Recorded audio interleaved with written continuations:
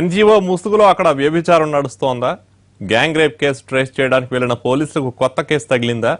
City శివార్లోని old age home లో అసలు ఏం జరుగుతోంది? వ్యభిచారానికి అడ్డగా మారిందన్న ఆరోపణలో నిజమెంత?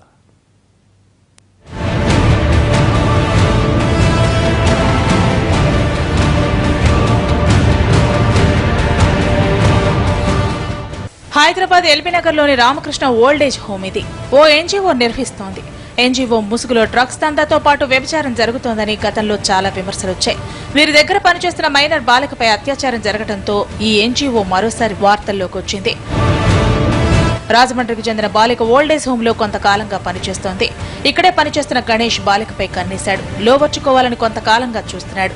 రాత్రి 9 గంటల సమయంలో బాలికకు మాయమాటలు చెప్పి బైక్పై ఎల్బీనగర్ శివారులోని నిర్మానుష్య ప్రాంతానికి తీసుకెళ్లాడు. అక్కడ గణేష్ మిత్రులు కొందరు కలిశారు. అందరూ కలిసి బాలికపై సామూహిక అత్యాచారం చేశారు. బాలిక గట్టిగా కేకలు వేయడంతో యువకులు పారిపోయారు. ఓల్డ్ ఏజ్ హోమ్ కు వచ్చిన బాలిక జరిగిన విషయాన్ని చైల్డ్ వెల్ఫేర్ అధికారులకు చెప్పింది. దీంతో ఎల్బీనగర్ పోలీసులకు ఫిర్యాదు చేశారు.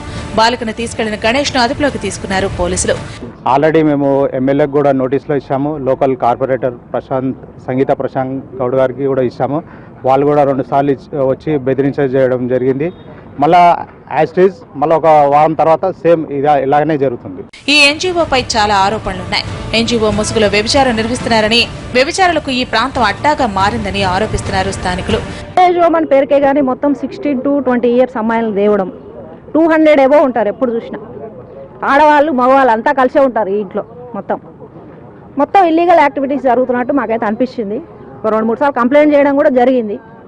వచ్చినారు వాళ్ళు చెక్ చేయడము, ఇది ఓల్డ్ ఏజ్ హోమ్ కదా అని మళ్ళీ చెప్పడము, ఇలాంటి ఒక ఇన్సిడెంట్ జరిగే వరకు కూడా ఎవరు మేల్కోలేదు. గతంలో ఓ బాలిక వ్యవహారంలో ఎన్జీఓ పేరు వార్తల్లోకి ఎక్కింది. ఇప్పుడు వ్యభిచారం ఆరోపణలు వచ్చాయి. ఎన్జీఓపై వస్తున్న ఆరోపణలపై పోలీసులు దృష్టి పెట్టారు.